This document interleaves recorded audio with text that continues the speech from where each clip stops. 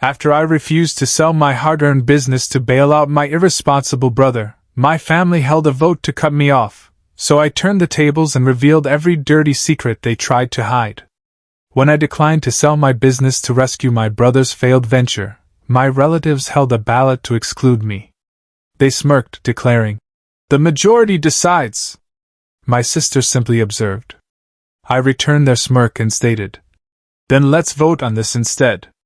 Moments later, I presented a document, and the room erupted in pandemonium. I'm Jack, 34, and I manage a modest hardware shop in a forgotten corner of Ohio. It's not grand, just shelves filled with fasteners, paint containers, and implements, but it's mine. I established it from nothing 8 years ago with every penny I possessed, after my father asserted I'd never achieve anything substantial. You see, I've always been the one to step up, mending my mother's leaking faucet when her kitchen flooded, driving my sister Claire to her job when her old Chevrolet broke down, even extracting my cousins from bar brawls they initiated over trivial matters. Family means everything to me, or at least it did. My elder brother Ethan, however, has been the favored child since childhood.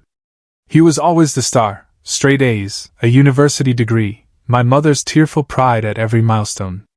Me? I was the quiet one, the dependable one, which somehow implied I didn't stand out. My shop is my proof that I'm not invisible. My hands constructed something tangible, something enduring. But last year, everything shattered. Ethan's latest grand scheme, a tech startup hawking overpriced gadgets, collapsed, leaving him submerged in debt. I assumed he'd charm his way out, as always. Golden boys don't suffer hard falls. Then my family came calling, and it wasn't for a screwdriver. They desired my shop, my entire existence, to rescue him. I thought I understood favoritism, growing up in Ethan's shadow, but this was an entirely new extreme. It struck me like a battering ram, and I'm still reeling from it, still gathering the fragments of what I believed family signified. I once thought kinship bound us together through anything, loyalty, sacrifice, the whole 9 yards. It turns out I was utterly mistaken. Let me take you back to its beginning, because the narrative is a tangle of treachery and resilience, and it will make you question the true value of family when those you cherish turn against you without hesitation. Ethan's technology startup went bankrupt about 6 months ago, and I wasn't surprised. He'd been promoting it for years, some device that would, he claimed, revolutionize home security. Investors eagerly embraced it until they didn't, and now he was burdened with a $75,000 deficit. One evening, he ambled into my shop just as I was securing it, that familiar effortless smile plastered on his face as if nothing was amiss. "Jack, my friend," he began, leaning on the counter. "I need a favor. Just a quick $20,000 loan, temporary, you know. I'll repay you once I resolve this predicament."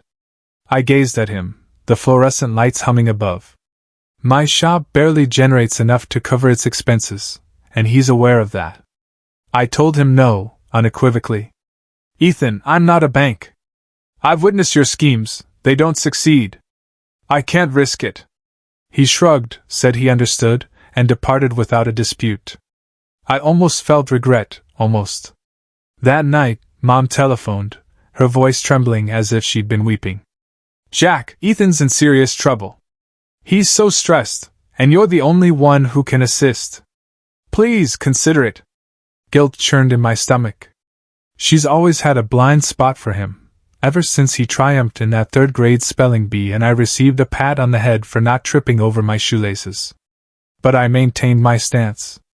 "Mom, I have my own obligations. He needs to resolve this himself." She sighed, heavily and disappointedly, and ended the call. I assumed that would be the conclusion of it, but I underestimated the depth of Ethan's influence over everyone. The next morning, I stopped by the diner for coffee, the same establishment I've frequented since opening the shop. Old Man Pete, who's been repairing tractors longer than I've been alive, gestured me over.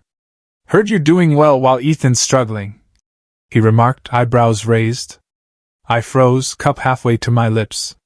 "What are you referring to, Pete?" Pete leaned in, lowering his voice. "Ethan was here yesterday, Telling people you've got cash stockpiled in that shop but you refuse to help him. Said it's a disgrace, family abandoning each other like that. My grip tightened on the mug. Anger surged hot in my chest. He was fabricating stories, portraying me as the villain to protect himself. I forced a laugh, telling Pete it was nonsense, but the damage was done.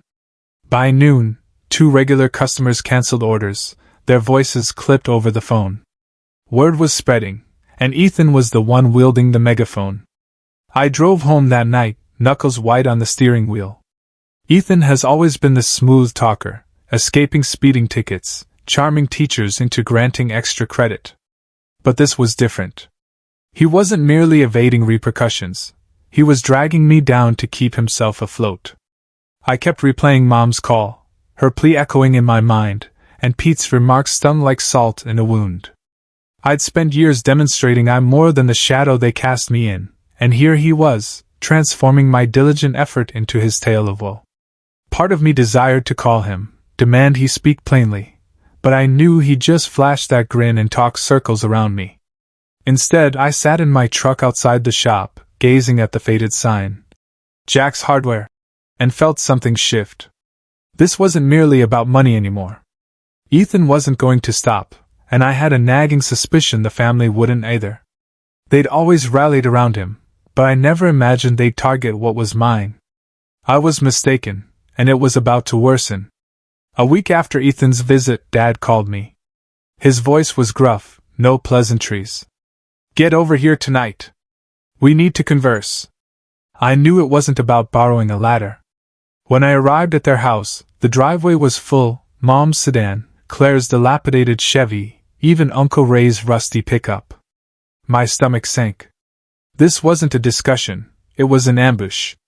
Inside, they were all waiting in the living room, perched on the warm plaid couch and mismatched chairs like some war council. Ethan wasn't present, likely too occupied refining his next pitch, but his absence didn't alleviate the tension. Dad stood by the fireplace, arms crossed, and wasted no time. "Ethan's in deep, Jack. We've been discussing, and we need you to sell the shop. It's just a minor thing. His career is more significant than that." His words landed like a blow to the ribs. My shop, my effort, my late nights, my everything, reduced to a minor thing.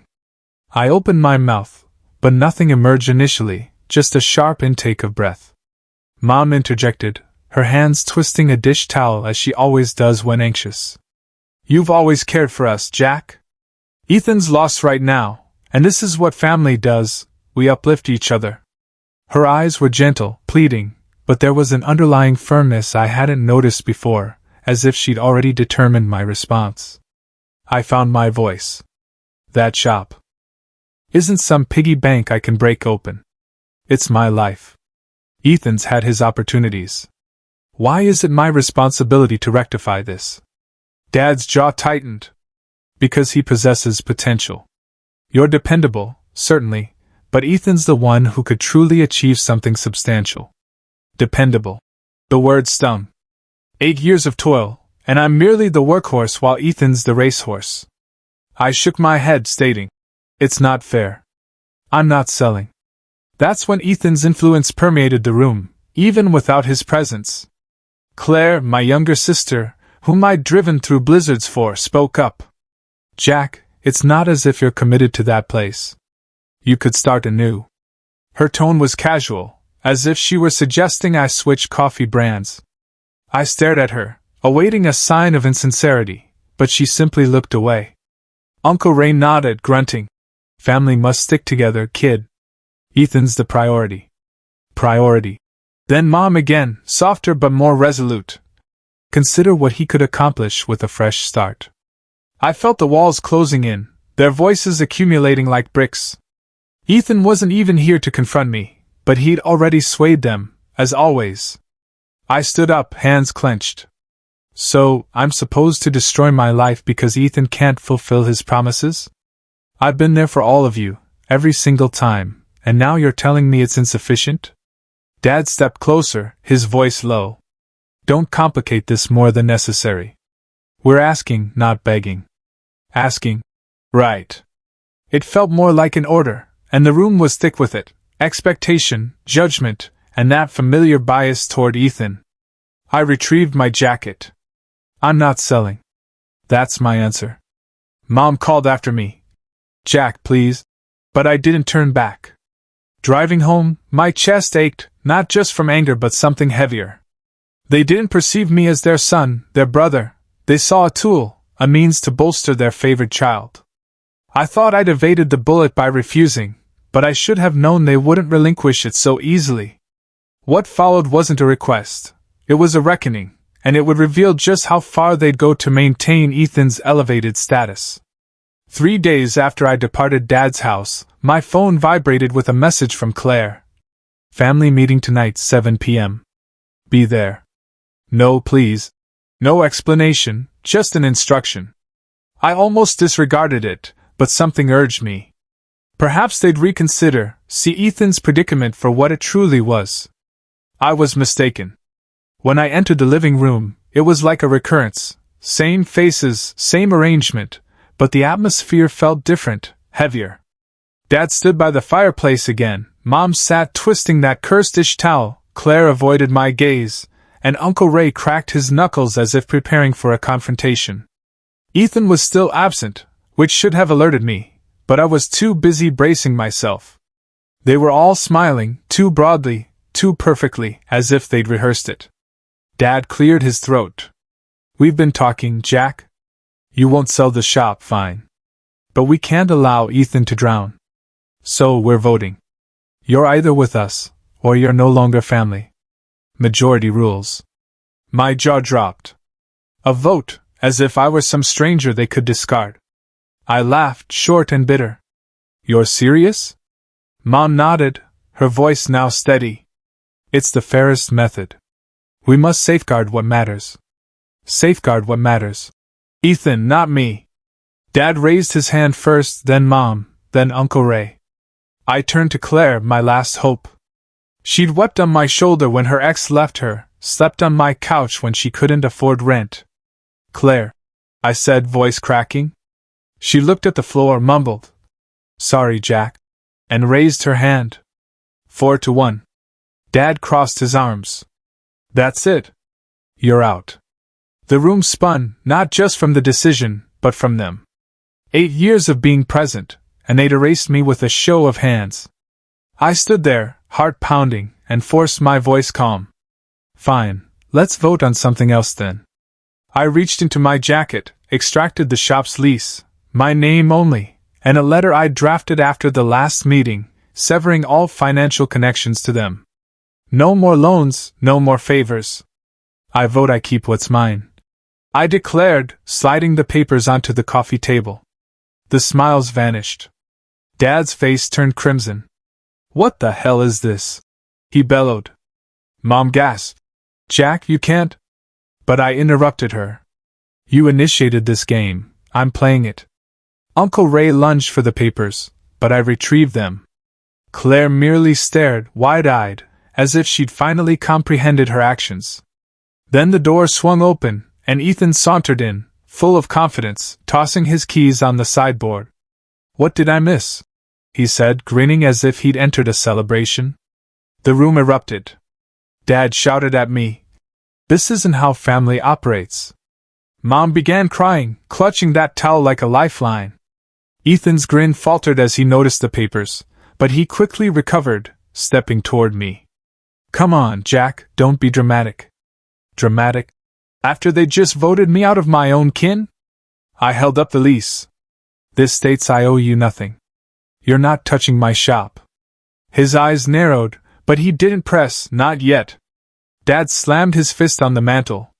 "You're selfish, Jack. Ethan's fighting for his future." I met his gaze. "And I'm fighting for mine." The betrayal settled in then, heavy and cold. They'd chosen their favorite child over me, not just with words, but with a ritual that made it official. I grabbed my keys, the papers, and headed for the door. This wasn't over, not by a long shot, but I'd just witnessed their true colors, and they were uglier than I'd ever imagined. The day after they voted me out, I opened the shop as usual, but something felt wrong. The phone didn't ring, No one came in for nails or paint, not even Mrs. Carter, who's been purchasing her garden supplies from me for years. By noon, I received a call from Tom, my supplier. "Jack, are you closing up or what? People are saying you're finished." My gut twisted. "Who's saying that?" He hesitated. "Word around town. Ethan was at the bar last night, telling everyone you'd agreed to sell and move on.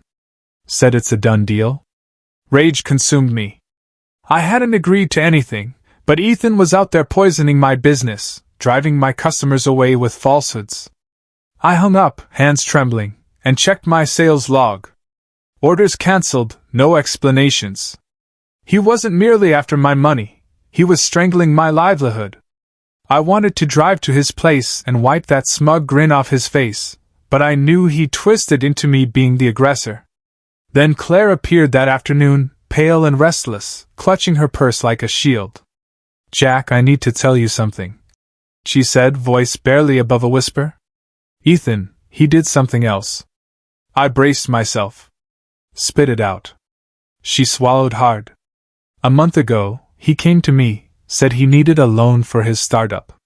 I didn't have cash, so he asked for your shop's information, said it would help him pitch to investors. I didn't think much of it, but he forged your signature on a $20,000 loan application, used the shop as collateral." My knees buckled. I gripped the counter to steady myself. "What?" Claire's eyes welled up. "I found the papers in his car yesterday.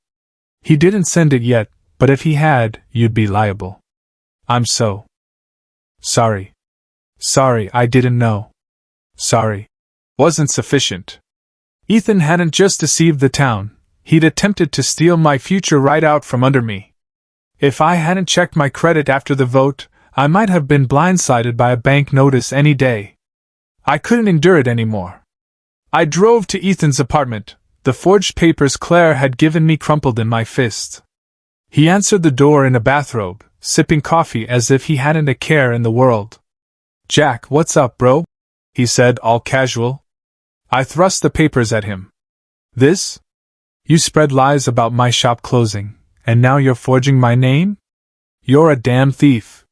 His grin didn't falter. "You're overreacting. The shop things just talk, people forget.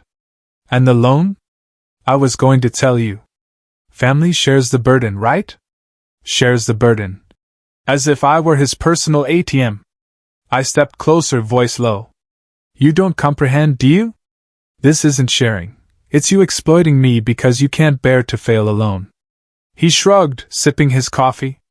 "You have the shop. I have nothing. Chill out." I walked away before I did something I'd regret, but the fury lingered, simmering. Ethan wasn't remorseful. He was entitled, always had been. The falsehoods about my shop were bad enough, ruining my reputation overnight, but the forgery, that was a knife in the back, twisted deep. I called my bank, froze my credit, and spent hours on the phone with Tom, pleading with him to vouch for me with suppliers. It wasn't enough. Business was bleeding, and Ethan didn't care. He'd gambled with my life as if it were spare change, and the family's vote began to make sense. They'd chosen him because he'd always been the one they'd accommodate, no matter who got crushed. I wasn't merely fighting for my shop anymore. I was fighting not to drown in his wreckage. 2 days after discovering Ethan's forged loan papers, Claire texted me again. "Meet me at the park, 3 p.m. I've got more." I almost didn't go. Her apologies were beginning to feel hollow, but curiosity prevailed. She was waiting on a bench by the old swing set, her face drawn as if she hadn't slept. No preamble, just a shaky breath and, "Jack, it's worse than the loan. I've been investigating." She pulled a folder from her bag, filled with bank statements and scribbled notes. "Ethan's been siphoning off Dad's retirement fund for years, thousands at a time. He'd attribute it to poor investments whenever Dad inquired. I found the transfers last month but didn't say anything, didn't want to believe it." I took the folder, flipping through pages of figures that made my head spin. Dates aligned with Ethan's grand schemes, the startup, a car-flipping venture, even some cryptocurrency nonsense. "How much?" I asked, voice tight. "Over $40,000. she said. The shop was just his latest solution. He assumed you'd give in, like Dad always did. Shock hit me first, then disgust. He wasn't just a failure. He was a parasite, draining them dry while they applauded him. Claire continued, her words tumbling out. I also found texts. He bragged to his friends about tricking Jack into bailing him out, said you'd yield because you're too soft. He's been mocking you, all of us. She slid her phone across the bench, and there it was. Jack's a pushover, shop's mine soon. Easy money. My hands trembled as I read it. I'd spent my life in his shadow, mending his blunders, and he saw me as a target, a joke. I looked at Claire. Why now? She bit her lip. I voted against you, Jack. I was wrong. Seeing him disparage you like that, it awakened me. He's been manipulating us since we were children. Her eyes were red, but I no longer cared about her tears. The truth was a blow to the chest. Ethan's golden status wasn't luck, it was a deception, a scam. That Sunday, Mom invited me to dinner, her voice fragile but insistent. I went, not for her, but because I wanted them all in one room. The table was set as if nothing had occurred, roast chicken, mashed potatoes, forced smiles. Dad carved the meat, Uncle Ray opened a beer, and Claire sat silently, avoiding my gaze. Ethan was late, as usual. I waited until they were settled, forks clinking, then stood up. I have something to share, I said, dropping Claire's folder on the table. Pages spilled out, bank records, Ethan's texts. He's been stealing from Dad's retirement for years. The shop was just his latest grab. You're not saving him, you're feeding a parasite. Mom's fork froze midair. Dad's face went slack, then hardened. What is this nonsense? He growled. I pointed to the text. Read it. He's laughing at us. Ethan walked in then, tie loose, grinning. Smells good in here, what's the occasion? He saw the folder, and his grin slipped. What's that? Mom whispered. Jack says you took from us. He laughed, sharp and artificial. He's lying, trying to turn you against me. Claire stood, voice trembling but firm. No, he's not. I have the messages, Ethan. You boasted about it. The room fractured. Dad snatched a statement, his hands shaking as he scanned it.